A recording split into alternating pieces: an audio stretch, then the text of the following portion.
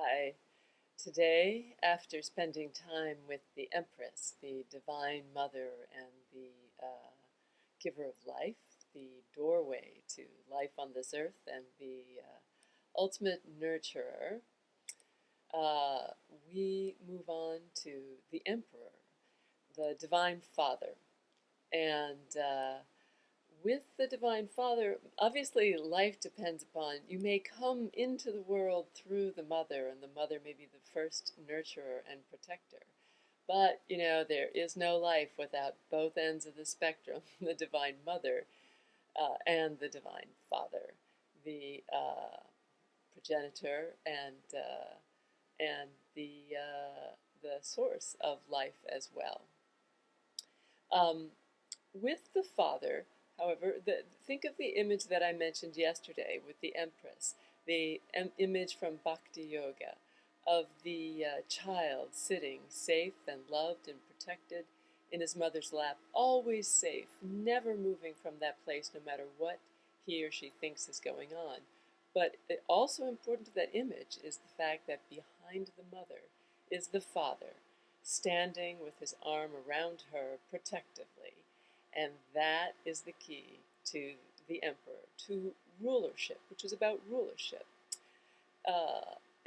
Interestingly, in Sanskrit, most of the words for king, even though they're usually just translated as king or lord, etymologically, they all refer, almost all of them refer to protector or provider, bhupala, which is often Lord of the Earth, comes from protector of the earth. And that is a very important idea in terms of rulership. The one who is king is not just the one who gets to boss everyone around, who gets to make all the big decisions and gets to have the most jewels. The one who is king by virtue of him truly providing something for others, providing protection and the means for nourishment, providing the important aspects of what they need. So often, one of the images associated with the card, although it's obviously the ultimate male card, here's my version, and you can see there's cubes behind him. Those are considered a very, the most stable and secure form, solid form.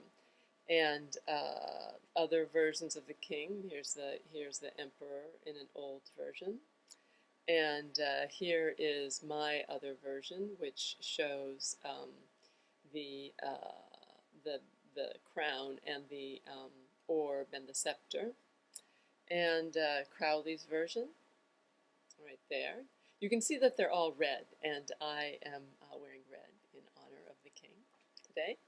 And here is again the Rider-Waite. Once again, we have another pretty standard-looking king with the ram's heads, which are also important to the meaning, the astrological meaning often associated with the king. In any event, that gives you some ideas of the versions of king. But really, although it is about rulership, and in most tarot readings, the way that it is translated, what it comes down to in terms of interpretation, usually it relates to career and to one's ability to take important steps in a public forum that lead to your being viewed appropriately and in a way that you have correctly earned, usually, as a ruler, as somebody to be looked up to, someone who is somebody who has mastery in a form that connects to all, that helps all others, that others can look up to. In the fairy tales, this is the point at which the hero, who has others with him or her on the path, has to make a decision for the good of all, that involves all of them. And it may be a bold decision, it may be a dangerous decision, and that person takes responsibility for the protection and safety of all the others. It's when, Dorothy with the Tin Man and the Scarecrow and the Lion decides that they will go, to find the Wicked Witch of the West. Or when Frodo leaves Rivendell with the company, the other companions, the 8 companions that went through the first part of the journey to Mordor, the land of darkness. There's many, many versions of this in heroes' quests where they have a band of companions, and at some point, the hero, the one who we know is the hero, whether he's the one with the highest status, literally or not, this is the person that is being looked to as the leader who makes the decisions. And these decisions have to take into account the well-being of all.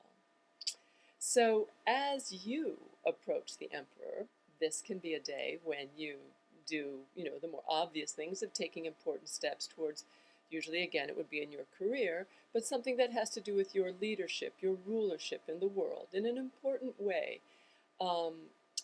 No longer is it quite so clear. The king is also the one who says to his heirs, this all too will be yours, and I must first show you how to take care of it wisely and how to rule it, how to make the right decisions and understand the right decisions. So this can be a day when you make those kinds of decisions in terms of your career.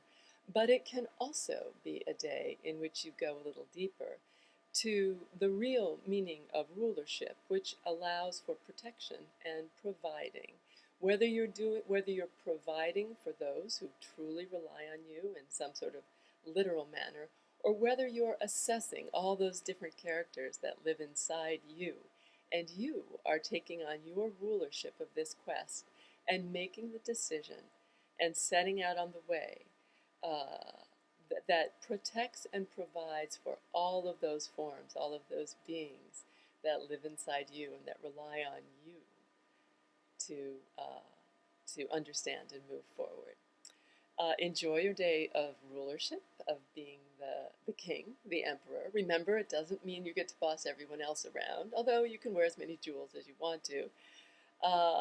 But it does mean that no one bosses you around unless you, from that position inside, have decided that this is truly what is good for the true good of all. Enjoy again, and I will see you tomorrow with the Hierophant.